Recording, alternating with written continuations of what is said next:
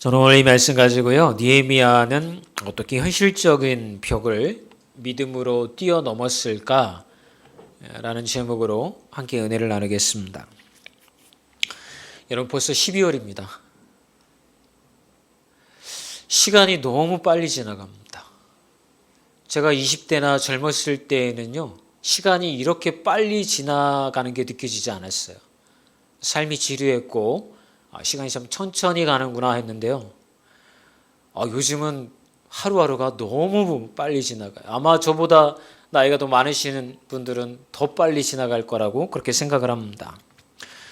근데 이렇게 빨리 지나가는 삶 속에서 올 한 해 여러분의 삶은 좀 어떠셨습니까? 지난 주일날 우리 추수감사절로 하나님 앞에 감사 예배를 올려드렸는데요.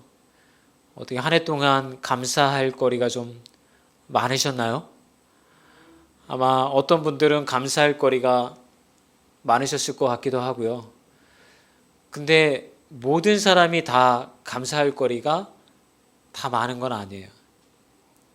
어떤 분들은요, 하나님 앞에 감사할 거리, 그렇게 올려드릴 수 있는 게 없는 힘든 삶을 올 한 해 동안 보내신 분들도 있다는 것을 여러분 기억하셔야 돼요.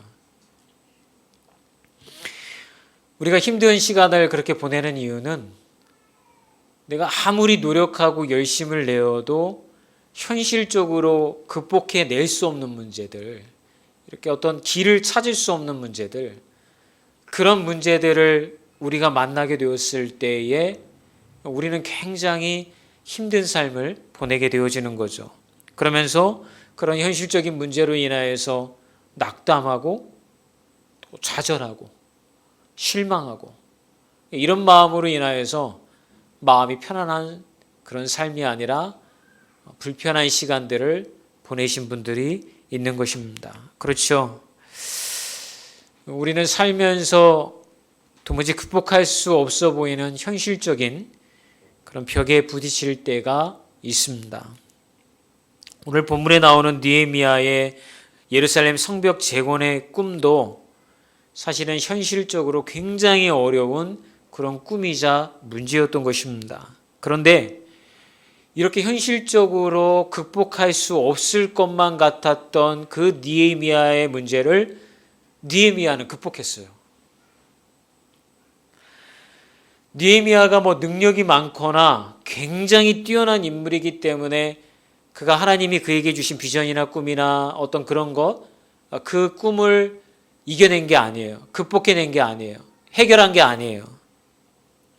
그는 철저하게 하나님 앞에 그 현실적인 문제를 내어놓음을 통하여서 그 문제를 극복했다는 것입니다. 그래서 저는 오늘 여러분들에게 드리고 싶은 말씀은 이건 거예요. 어떻게 느헤미야가 현실적으로 극복하기 어려웠던 문제를 극복했을까? 그렇다고 한다면 느헤미야의 방법들을 통하여서 우리도 우리 삶에 찾아온 현실적으로 어려운 그런 문제를 극복해낼 수 있지 않을까? 그 해답을 오늘 본문을 통해서 함께 찾아가 보고자 합니다. 첫 번째는요, 하나님의 때를 신뢰하면서 인내해야 됩니다. 느헤미야 1장 1절의 말씀을 우리 함께 볼까요? 거기에 보면 아닥사스다 왕 제20년 기슬루월에 내가 수상궁에 있더니 1장 1절에서부터 말씀을 우리가 쭉 보게 되어지면 그 당시 바벨론의 왕은 아닥사스당 왕이었고 그가 왕으로 취임한 지 20년 되어지는 해에 기슬루월의 한 소식을 듣게 되어집니다. 그런데 이 기슬루월이라고 하는 것은 원력으로 이야기하면 지금의 11월 중순에서 12월 중순경에 해당되는 시기입니다.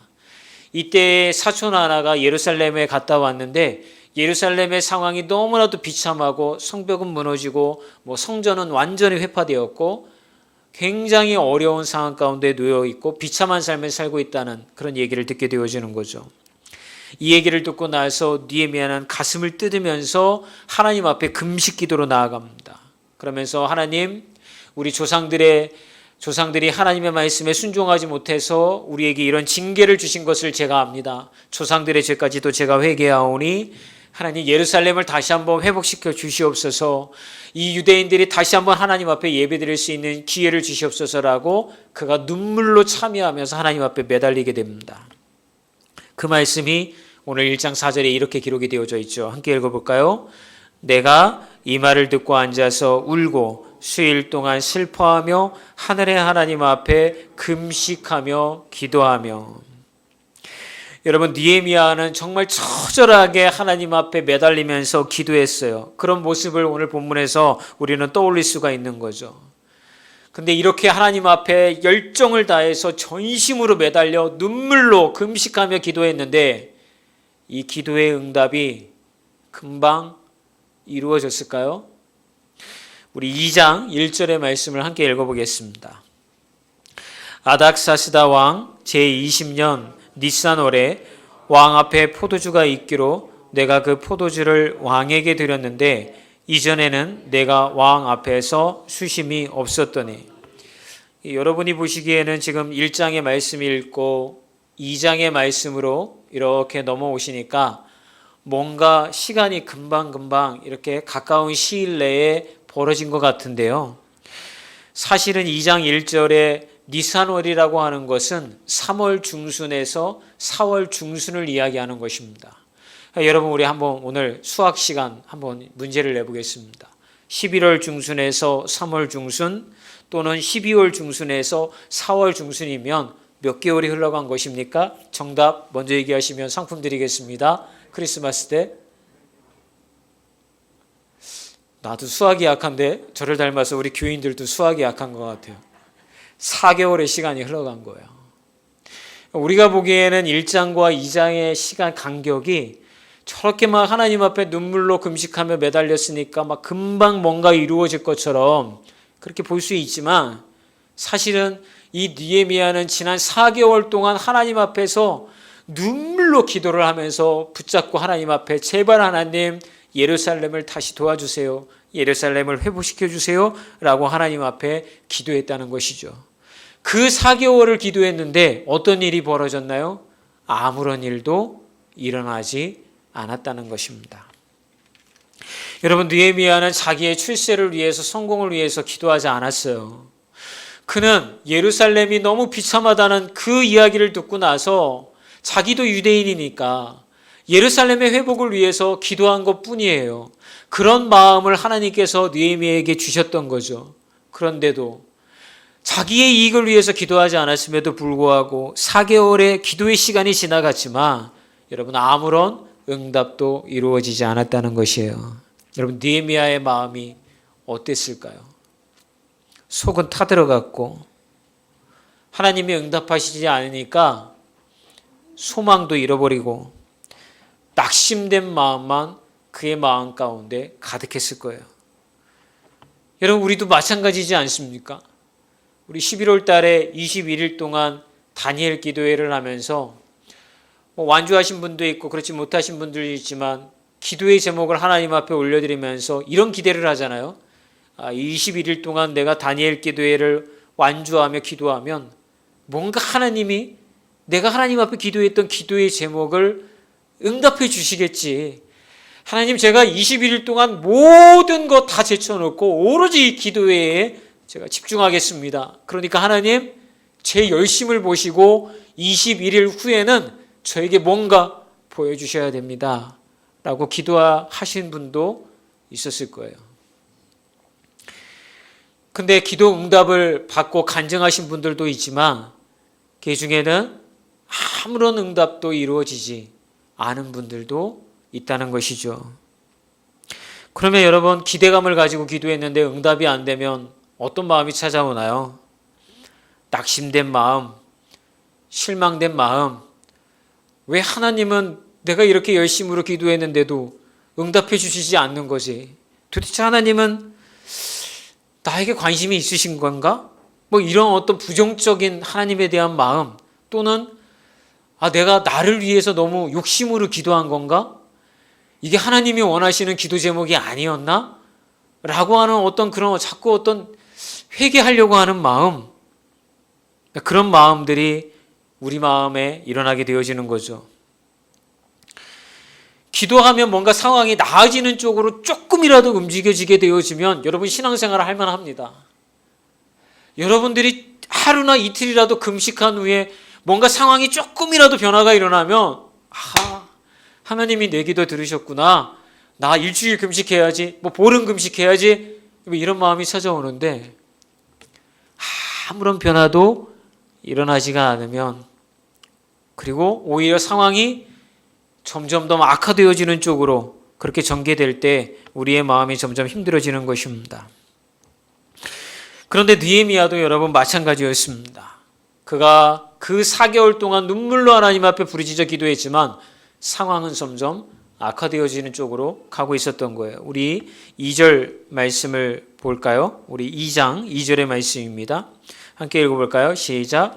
왕이 내게 이르시되 내가 병이 없거늘 어찌하여 얼굴에 수심이 있느냐? 이는 필연 내 마음에 근심이 있음이로다 하더라.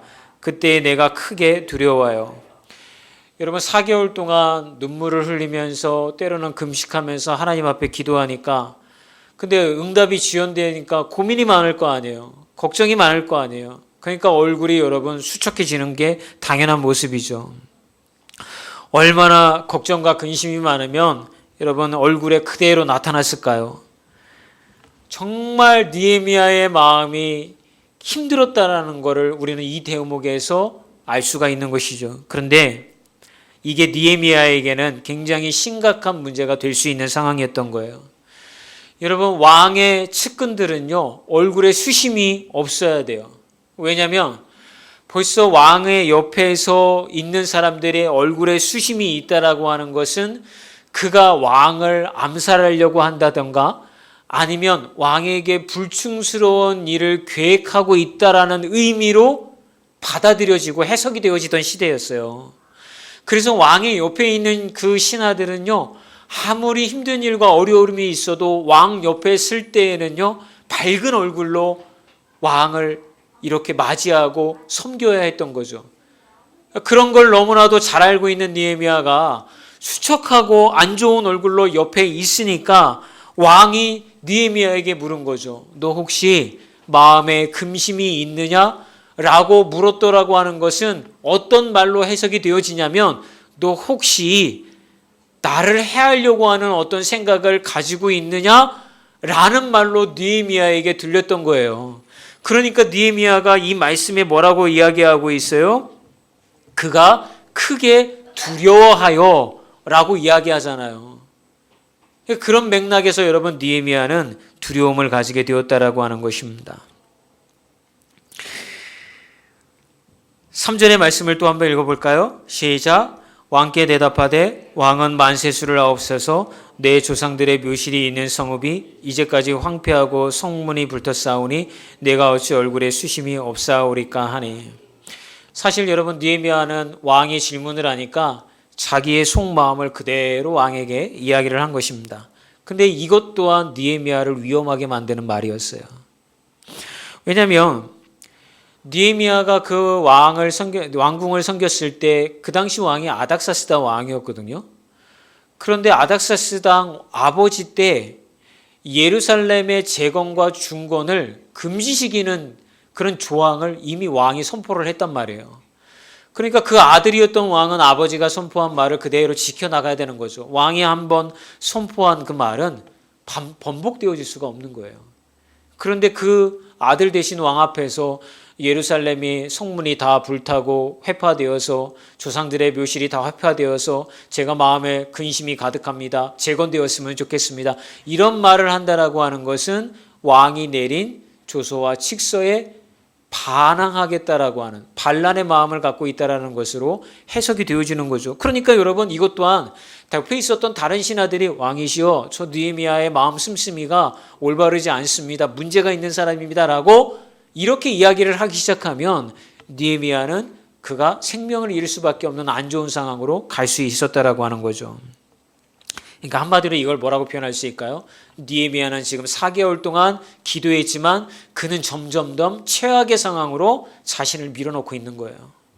그런데 이 최악의 상황 속에서 반전이 일어납니다.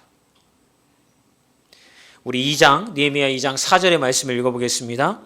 왕이 내게 이르시되 그러면 내가 무엇을 원하느냐 하시기로 내가 곧 하늘의 하나님께 묵도하고. 여러분, 갑자기 왕이 느헤미야의 고민을 듣고서는 관심을 가지기 시작을 하고 그의 이야기를 들어주기 시작합니다. 여러분, 평상시 같으면 도저히 일어날 수 없는 그런 일이 지금 벌어지고 있는 거예요. 저는 이 말씀을 통해서 여러분들에게 이야기해드리고 싶은 게 뭐냐면, 여러분, 최악의 상황이 바로 하나님이 일하실 때라고 하는 거예요. 여러분, 느헤미야가 자기가 가진 꿈과 비전을 위해서 할 수 있는 일이 아무것도 없었어요. 좀 전에 말씀드렸던 것처럼 왕의 칙령이 내려져 있죠. 그러니까 자기가 뭔가 힘을 쓸 수 있는 게 아무것도 없었던 거죠. 그가 할 수 있었던 것은 예루살렘 회복을 위해서 금식하며 기도하는 것밖에 없었다라고 하는 거죠. 그런데 거기다가 자신의 얼굴 상태와 말로 인해서 목숨을 잃을 수밖에 없는 그런 상황으로 전개가 되어지고 있는데, 그때가 바로 하나님이 응답하시는 때였다라고 하는 거예요. 물론 느헤미야는 이것을 알 수가 없었죠. 근데 이런 반전을 누가 만드셨을까요? 이런 반전을 여러분 누가 만드셨습니까? 하나님이 만드셨던 것입니다. 여러분, 이 이야기를 들으면 목사님들은 그렇게 얘기를 해. 최악의 상황이 하나님이 일하시는 때라고, 포기하지 말라고. 여러분들도 그렇게 생각하시는 분도 있을까봐, 여러분, 하나님이 이 최악의 상황으로 점점 전개가 되어지는 것처럼 보이지만 그 속에서 하나님이 어떻게 이것을 반전을 위해서 준비해 오셨는지 말씀을 한번 보시겠어요? 1장 11절의 말씀이에요. 우리 함께 읽어볼까요? 주여 구하오니 귀를 기울이사 종의 기도와 주의 이름을 경외하기를 기뻐하는 종들의 기도를 들으시고 오늘 주의 형통하여 이 사람 앞에서 은혜를 잊게 하옵소서 하였더니 그때에 내가 왕의 술관원이 되었느니라. 2장 6절의 말씀 표시해 놓은 것만 읽겠습니다. 시작. 그때에 왕후도 왕 곁에 앉아 있었더라. 왕이 나를 보내시기를 좋게 여기시기로. 여러분, 느헤미야는 이미 기도를 시작을 했어요. 여기서부터. 그리고 4개월의 기간 동안 그가 기도해 가는 과정 가운데 하나님은 느헤미야를 데려다가 이 아닥사스다 왕의 최측근이었던 술 장관 자리에 올려놓으십니다. 왕의 최측근이 된 거죠. 이걸 조선시대로 얘기하면 여러분 기미상궁이에요. 왕이 드실 그 술을 미리 자기가 먹어보고 술을 준비하게 하고 독이 들었는지 안 들었는지 이렇게 모든 거 왕을 보호하는 최측근, 비서실장과 같은 역할을 하고 있었던 거죠. 근데 그를 그 자리에 올려놓으신 게 누구라고요? 우리 바로 하나님이셨다라고 하는 거예요. 그러니까 상황은 여러분 점점 술관원이 되어지고 그가 수심이 가득하고 하지 말아야 할 말을 통하여서 그가 점점 안 좋은 상황 가운데 노출이 되어지고 이렇게 전개되어지고 있는 것 같지만 그 이면의 뒷면에서는 하나님을 느헤미야로 하여금 술 장관의 자리에 앉힘을 통하여서 왕에게 직접 가서 이야기할 수 있는 위치에 느헤미야를 갖다가 놓으셨다라고 하는 거예요. 그리고 두 번째 준비는 어떻게 시켰습니까? 2장 6절의 말씀처럼 왕후도 왕 곁에 앉아 있었더라. 왕이 나를 보내시기를 좋게 여기시기로. 여러분, 그 당시에 바벨론 제국은요, 왕은 왕후와 공식적인 자리에 함께하지 않는 게 그 나라의 관습이라 그럴까? 아니면 지켜져야 할 그 어떤 규칙이었던 거죠. 그런데 어느 날 왕과 왕후가 같이 있었다라고 하는 건 그만큼 사적인 자리라고 하는 거예요. 공적인 자리가 아니라 이 사적인 자리에 누구를 동석시켰다고요? 느헤미야를 동석시켰다고요. 그러니까 여러분, 이게 공식적인 자리에서 느헤미야가 이야기했다는 것을 상상해 보세요. 왕이시여, 예루살렘이 이런데요, 다시 재건되었으면 좋겠습니다. 그거 고민하다가 얼굴이 수척해졌습니다. 이런 얘기하면 옆에 있었던 다른 신하들이 무슨 이야기를 할까요? 맞습니다, 왕이시여, 느헤미야가 얘기한 게 맞으니까 예루살렘을 재건해야 됩니다. 이렇게 얘기했을까요? 아니면 아닙니다, 왕이시여. 그렇게 식민지 삼고 우리가 지배하는 나라들의 성벽을 다 재건해주기 시작을 하면 여기저기서 다 재건해달라고 하고 우리는 그들을 통치하기가 어렵습니다. 이런 얘기하지 않겠어요? 반란을 꿈꾸고 있는 거 아닙니까? 이런 얘기하지 않겠어요? 근데 하나님은 아닥사스다 왕의 절대적인 신임을 느헤미야가 얻게 함으로 통하여서 그를 사적인 자리에 동석할 수 있는 자리가 되게까지 그를 준비시키고 그를 이끌어 가셨다라고 하는 거예요. 여러분, 최악의 상황에서 하나님의 역사가 이루어지는 게 어느 날 문득 일어나는 게 아니에요. 우리가 볼 때의 상황만 바라보니까 최악처럼 보이지만 살아계신 하나님께서는 이미 그 상황 뒷면에서 이 반전을 일으키시기 위하여서 차근차근 이미 준비해 오고 계셨다라고 하는 거예요. 여러분, 우리의 삶도 그렇지 않겠습니까?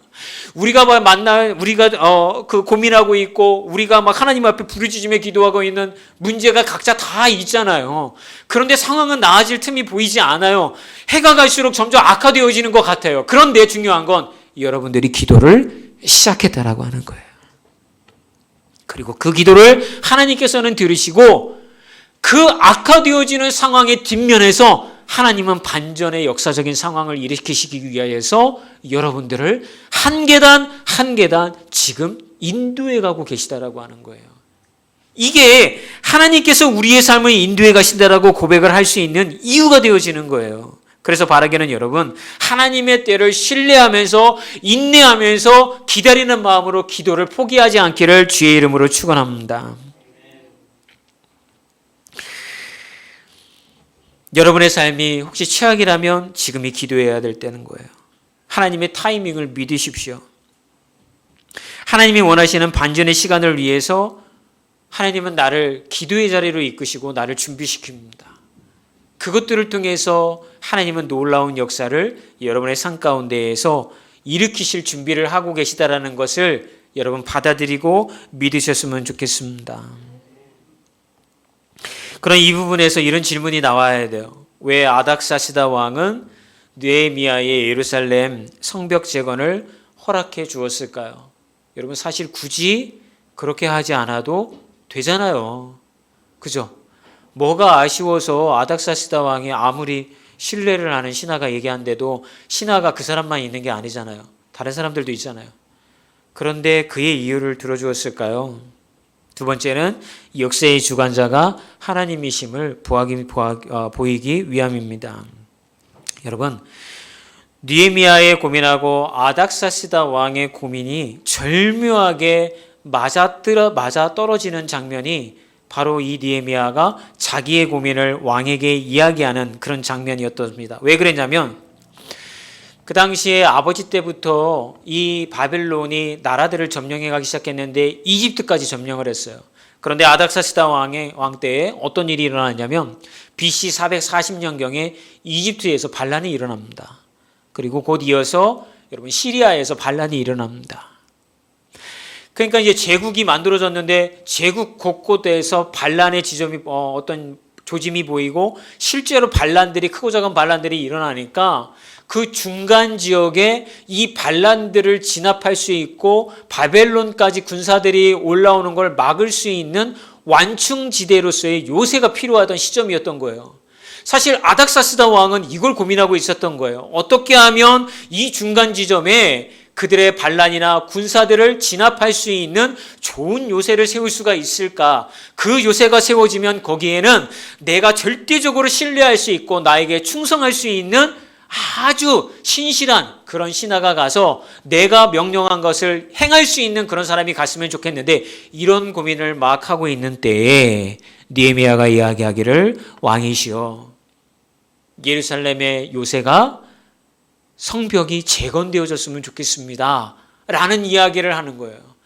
여러분, 지금 느헤미야는 기도하면서 고민하였던 그 문제를 가지고 그대로 이야기했을 뿐이지만 지금 어떤 일이 벌어지고 있느냐면 아닥사스다 왕이 고민하였던 문제와 절묘하게 맞아떨리는 그 순간이 지금 이 순간에 벌어지고 있다라고 하는 것입니다. 여러분, 느헤미야는 이 사실을 몰랐어요. 그는 그저 하나님 앞에 열심히 기도했을 뿐 상황이 어떻게 돌아가는지 도저히 알지 못했던 거죠. 그런데 하나님은 이런 상황을 만들어가고 계셨다라고 하는 것입니다. 여러분, 역사를 주관하시는 하나님이 예루살렘의 성벽이 재건될 수밖에 없는 상황을 여러분 만들어 놓으신 거예요. 왜 우리가 이렇게 믿느냐고요?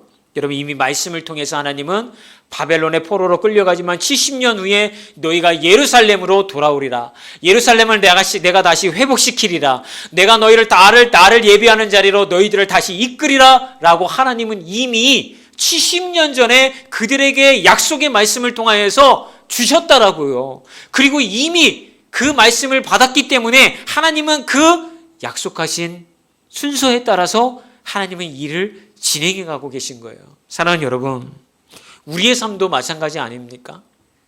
하나님이 여러분에게 약속의 말씀과 언약을 주셨어요.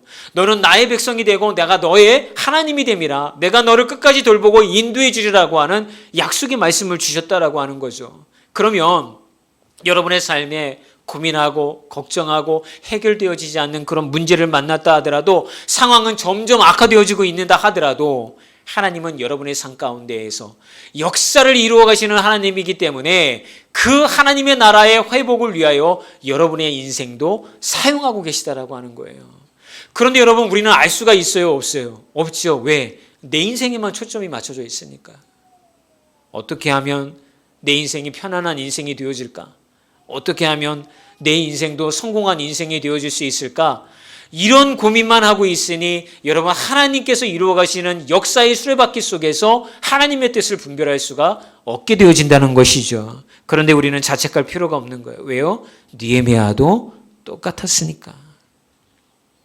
근데 우리의 마음 한켠에 여러분 평안함이 몰려오는 거죠. 왜요?